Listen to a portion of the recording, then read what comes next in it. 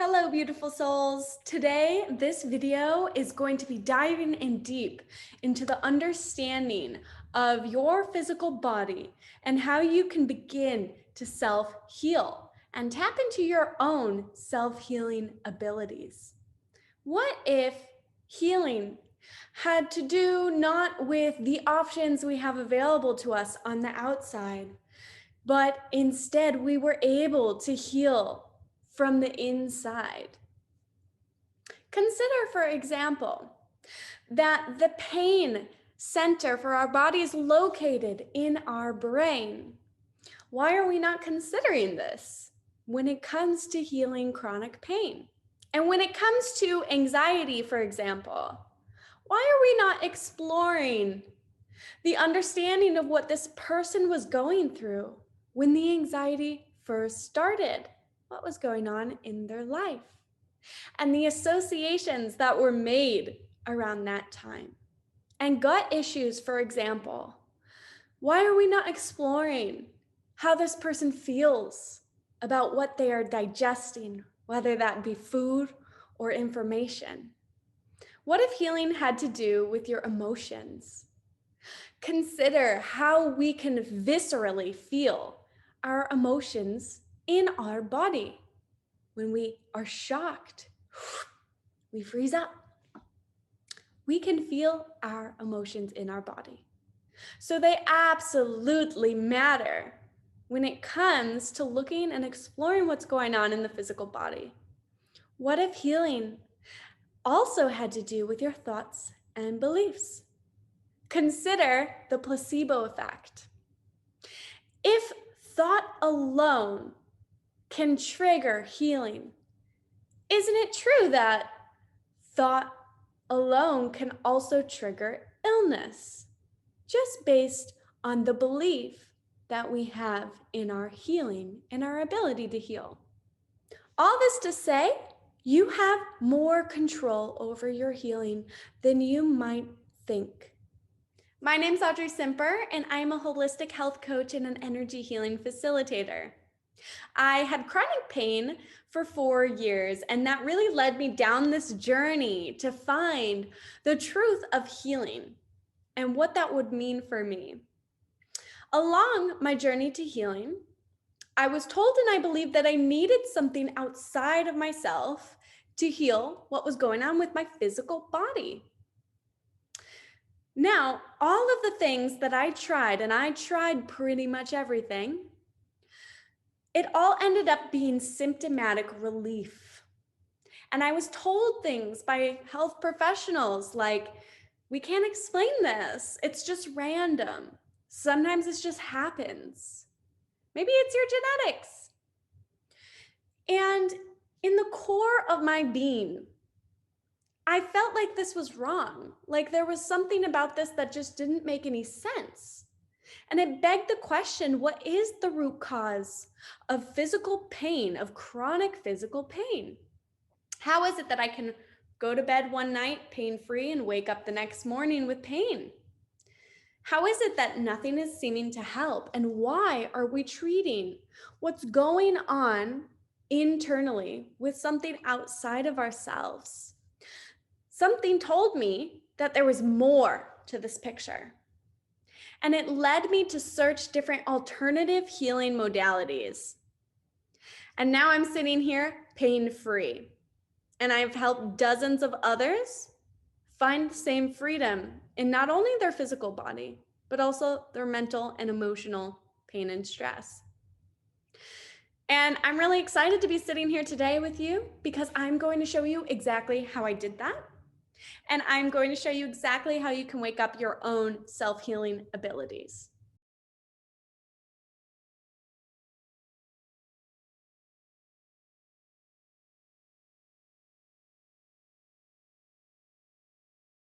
The first thing that you need to understand is that you have two bodies: a physical body that you can see and touch, and an emotional body, an energy body that you cannot see unless you can see auras or you get your aura photographed, but you can feel it.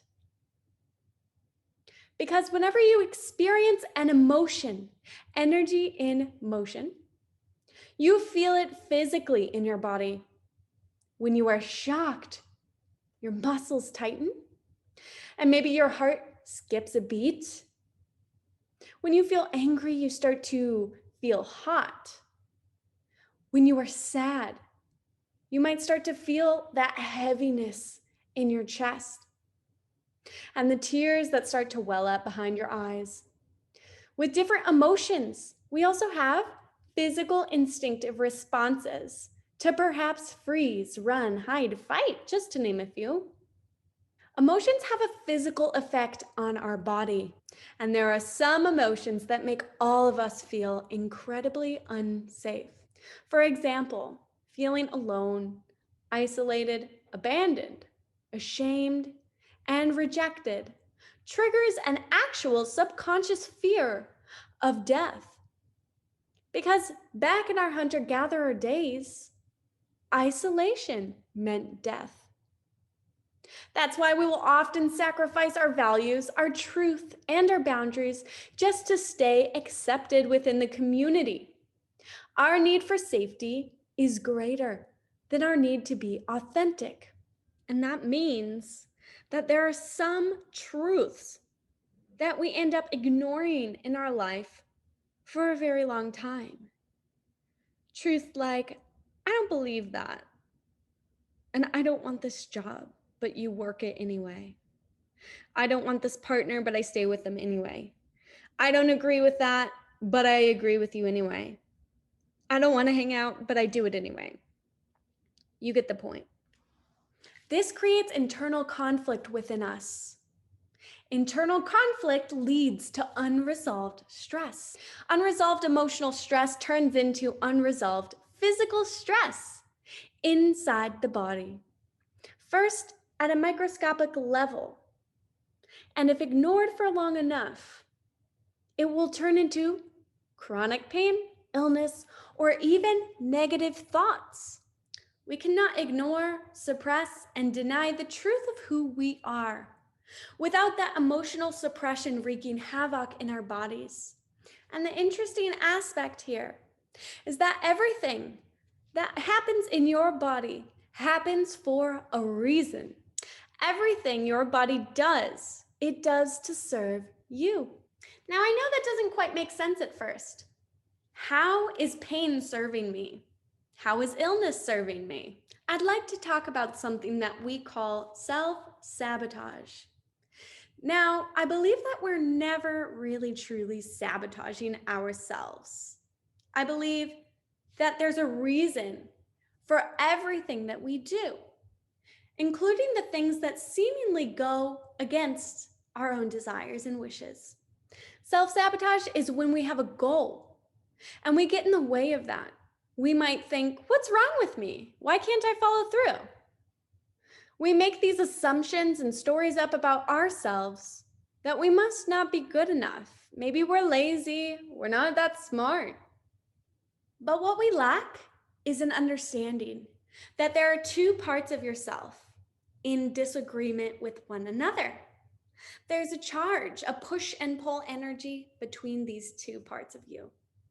One of them is conscious, one of them is subconscious, most likely.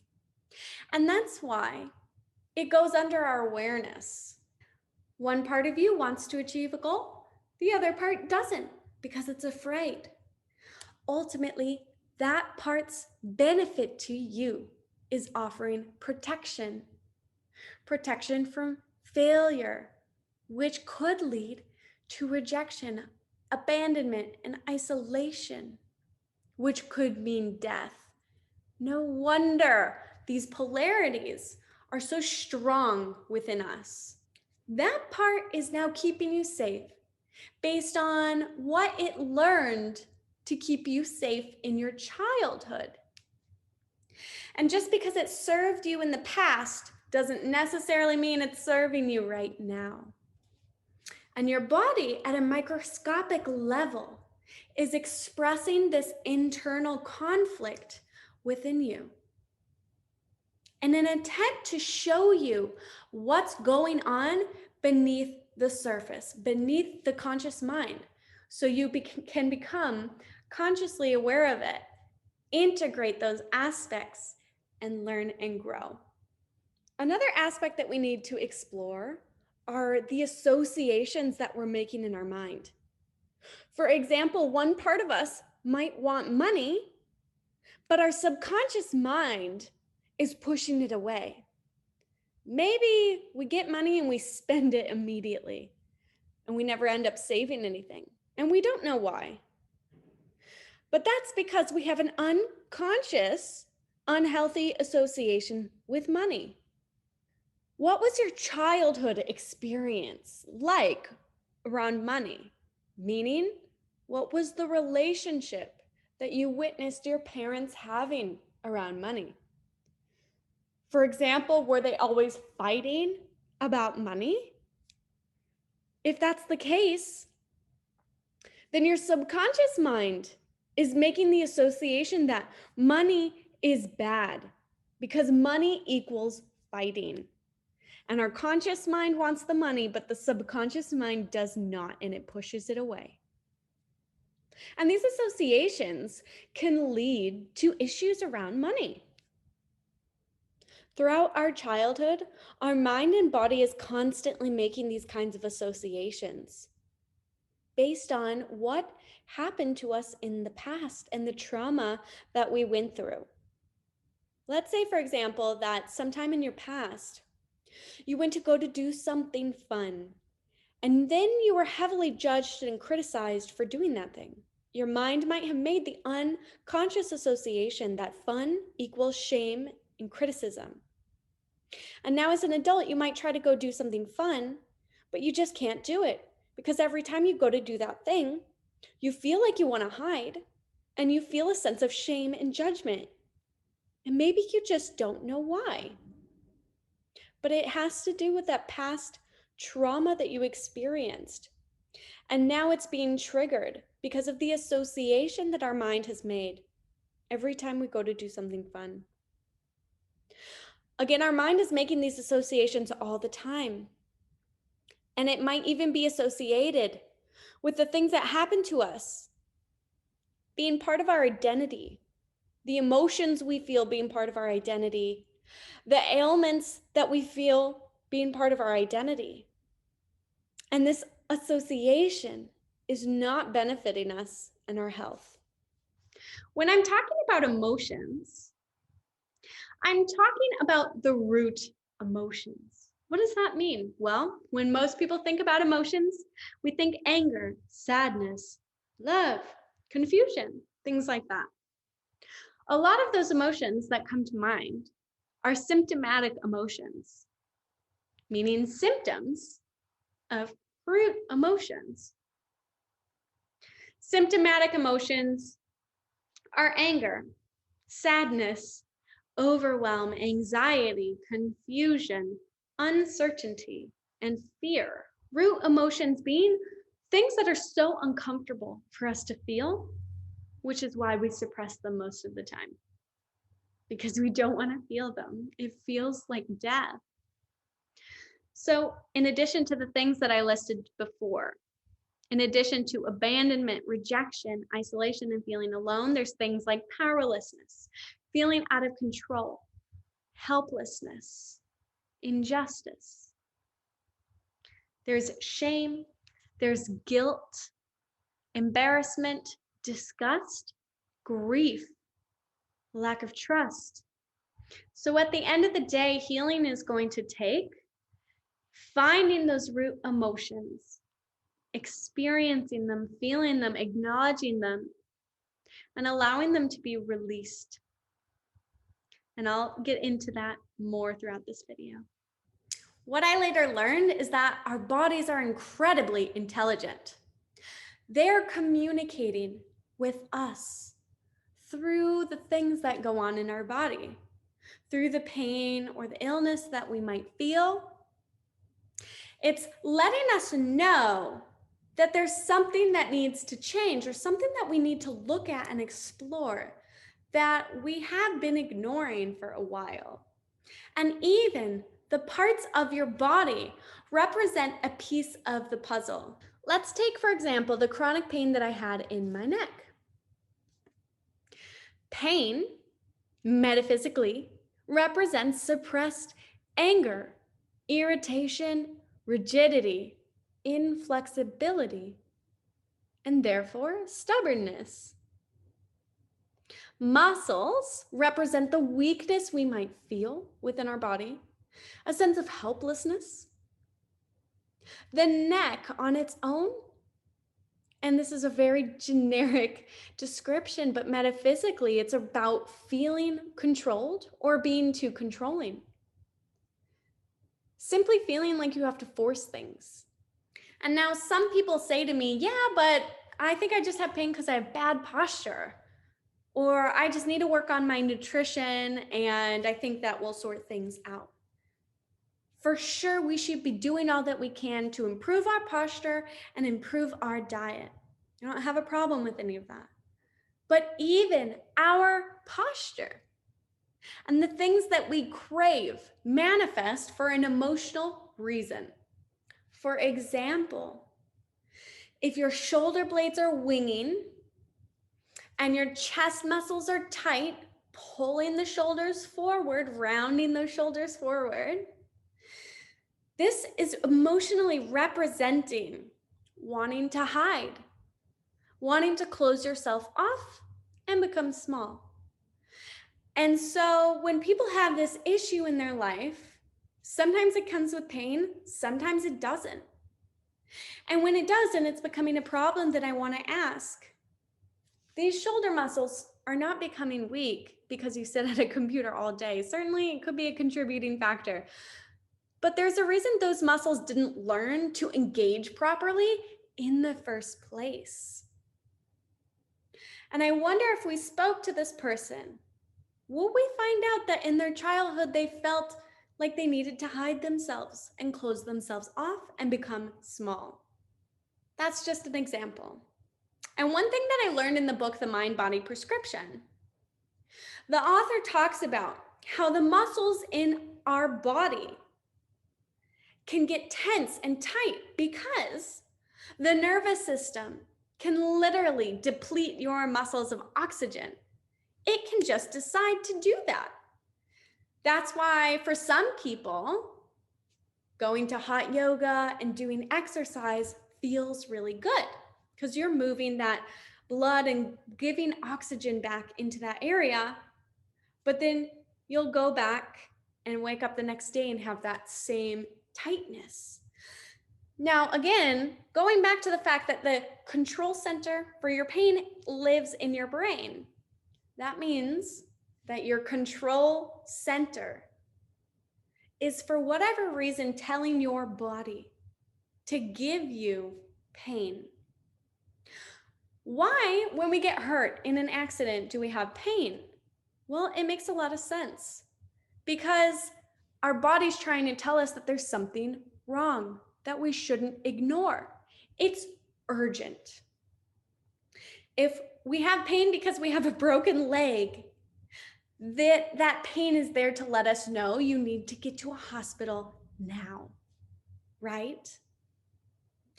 And so I believe that chronic pain is the same thing, less urgency than a broken bone or an open gashing wound, but the body is still sending the message of something's wrong and we need you to look at this. And because the body is incredibly intelligent, it's using pain in certain parts of your body that have an emotional weakness. Because let's remember, you're not just your physical body, you're your emotional body. When emotions build up and stack up, eventually over time, if they're not allowed to move freely, right? Because emotions, energy, and motion, if they are trapped because of suppression, and they're not allowed to be expressed, to be seen, heard, felt, and acknowledged, they get stuck in the body. And where they are stuck is where we get issues most of the time. And so what about something like an autoimmune disease, where the body is literally attacking itself? Well, then I would ask this person, when did it start? And were they feeling attacked at that time? Do they have patterns of attacking themselves in a way? Mentally, emotionally? Do they constantly feel under attack? Or was there an ancestor who passed down this issue to them, who went through a traumatic, stressful event? And even when we're looking at something like cancer, what is cancer? It is an uncontrolled division of cells. And you can be the happiest person, but at some level, if there's even one aspect of you that feels out of control, and you have predispositions for taking this on from your ancestors, that's how this kind of stuff manifests. And if we can get to the root cause, which is always an emotional cause, then we can get to the bottom of it and reverse that. Some say that healing is experiencing the opposite. So if feeling out of control caused someone to develop something like cancer,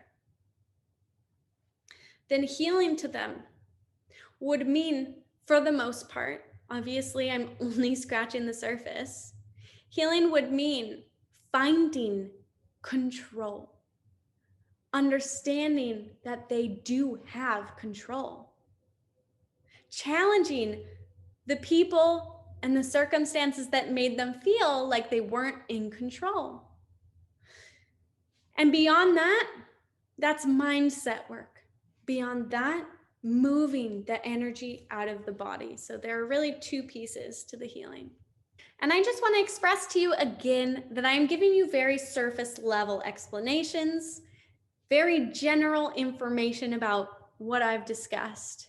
Obviously, it goes in deeper because every person is unique. They have their own unique story, experience, and chosen life path.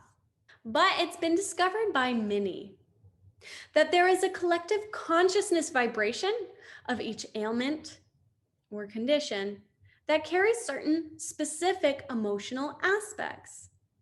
And now you might be wondering at this point, what if I was born with this issue?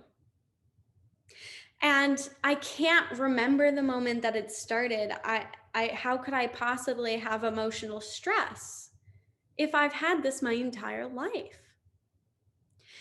At this point, it's important for me to let you know that your predispositions for health ailments, conditions, thought patterns, and beliefs go all the way back to our ancestors.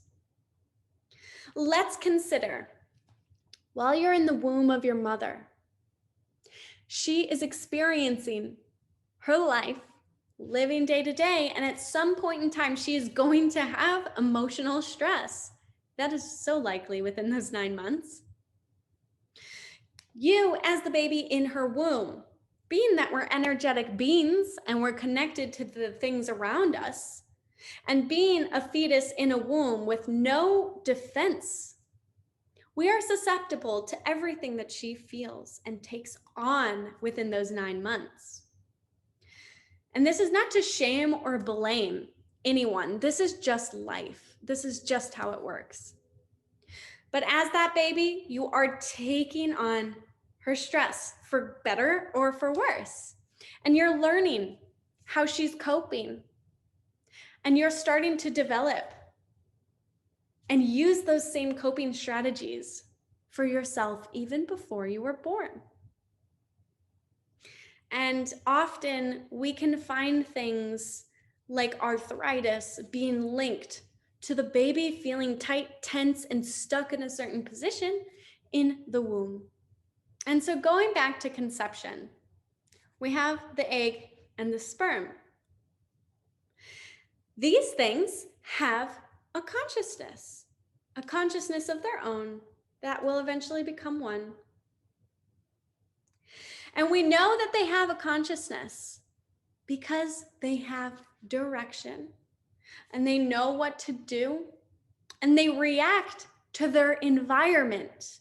And taking it one step further back then, ancestral stress can lead to predispositions in our life. When we talk about epigenetics, certain genes can be turned on or off based on our environment and our perception of the environment and how we feel and what we believe.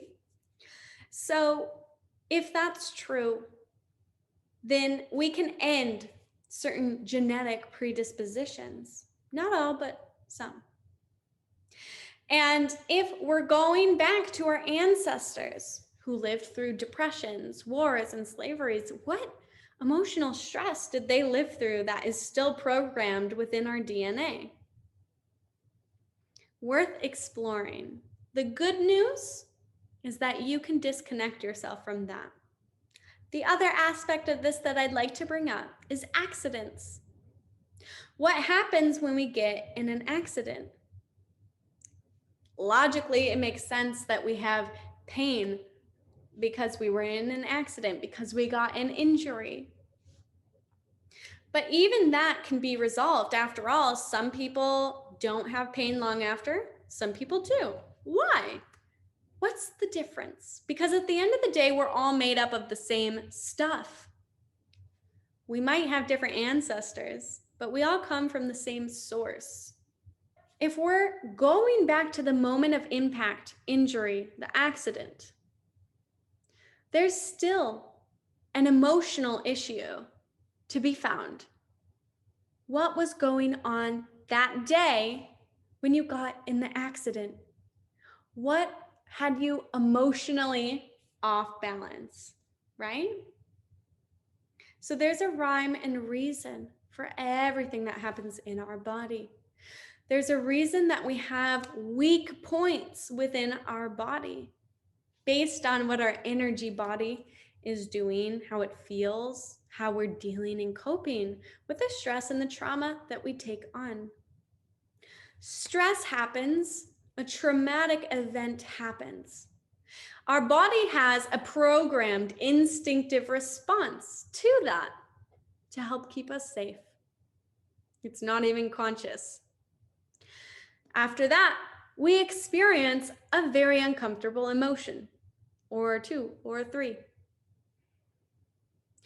Those emotions, when they're so uncomfortable, so unbearable, if we do not have the tools to resolve those emotions and cope with them, we will suppress them to keep us safe in that moment. Because think about it. If you're being chased by a tiger, you don't have time to sit and process your emotions and understand what is happening. No, good thing we have our instinctive response to keep us safe and get us going out of there, right? Or hiding if we needed to, freezing if we need to. In the moment that we are triggered by stress and trauma and experiencing that, automatically we have our fight or flight response going off. Normally, that response will shut off 20 minutes later, so the body can go back to rest and recovery. But what is happening in this society where we have so much stimulation and so many opportunities for stress and trauma? For some people, for a lot of us, that fight or flight response is not turning off. We get triggered and we get triggered and we get triggered, and we don't have enough time for rest and recovery. At some point, there's an imbalance in our body, and our body is not functioning the same way that it used to. And the stress is not a tiger anymore, but it's our boss or our spouse, our children, our parents, our siblings. And the environmental stress, the stress of the world in politics and what's going on. Not to mention our own personal stressors outside of that. It's a lot. And I want you to consider for a moment, how do we process and resolve our emotions then? If our emotions getting stuck in our body are the root cause for the physical, mental, and emotional pain that we experience, how do we resolve those emotions? The thing is, we have trained ourselves as humans to stop processing and resolving our emotions. Consider for a moment an antelope or a deer being chased by a tiger, a bear, or a wolf or something. That antelope and deer is sent running. Let's say it escapes, it's finally at its place of safety. What do you see that animal doing? It is literally shaking its body. And I'm sure that you've seen dogs do this. They also shake. And cats are purring, vibrating their body. Another way to start to move and release the energy, the stress, the trauma from their system. That's what they're doing. Because right after that, you will see the deer go back to eating, grazing, saying hi to its family members and community members. It is not hiding in fear with anxiety for the rest of its life, saying, I have to stay in the forest. I can no longer do anything or take a risk because that tiger is out there. I have to stay here and be on alert, right? But humans do that. Why? Because we don't know how to process our emotional stress and our trauma. In fact, we've been taught the opposite. Most of us. Most of us have been taught that anger is wrong. You need to suppress that part of you. Any displays of anger is wrong. So how can we move the energy? You can feel it when you get mad, you want to move. But we suppress it and we take it in, some of us, most of us, right? And sadness. So many of us see crying as a weakness, but that's actually a very healthy way to process our emotions. This is where the work that I do comes in. As a health coach and an energy healing facilitator, I guide you to help you learn how to shift that problem when we're having trouble doing that on our own. If there's one part of you that definitely does not want to experience what you're experiencing in your body, let's say, and the other part that is absolutely unconscious might be holding on to what you have going on as a way to protect itself in a roundabout way. When we can't get our needs met directly, we meet them in a roundabout way. I might ask, how does this pain benefit you if it were to benefit you? If you didn't have this pain, what would you have to deal with in your life that you're not ready to deal with, that you don't feel capable of dealing with? We might discover that person would have to take on more responsibilities, take on responsibility for their own life, to get back to work more. It could be because it gives them a boundary. Having this issue allows them to say no more easily to the people around them. It could be that this issue is perhaps giving this person a sense of love and compassion and caring that they didn't have before, or at least that they didn't feel they could access. We cannot let go of something that's going on in our body if there's a part of us that's still holding on to it for a benefit. At the root cause of your pain and illness, it's an emotional issue. So in order to heal, you must become consciously aware of those emotions. Where are they stuck in the body? And release them. I do this through energy work. The energy work that I do is called metaphysical anatomy technique. It was created by Yvette Rose, and everything that I'm sharing with you today is inspired by her work. Now, there are a series of questions that you can ask yourself to get to the bottom of the emotional root cause to your issue. Number 1, when did it start? Did it start in your lifetime? Did it start at birth, in the womb, at conception, or beyond that in the past? Now, some of you might be wondering, how do we know what the root cause is when we cannot remember what was going on when we were in the womb of our mom? And how do we know what our ancestors were feeling and dealing with? Part of this technique and this process is intuitive. That is where we are using our intuition and our ability to tap in and connect to get the truth of what was going on. And so this is also where it is required to develop that psychic intuitive ability within you that everybody does have. Just like our energy body connects us to the things around us, the people, this chair, for example, we're all connected. Talking about intuition would require an entire other video series, but you get the idea. Question number 2, what was going on in your life at that time?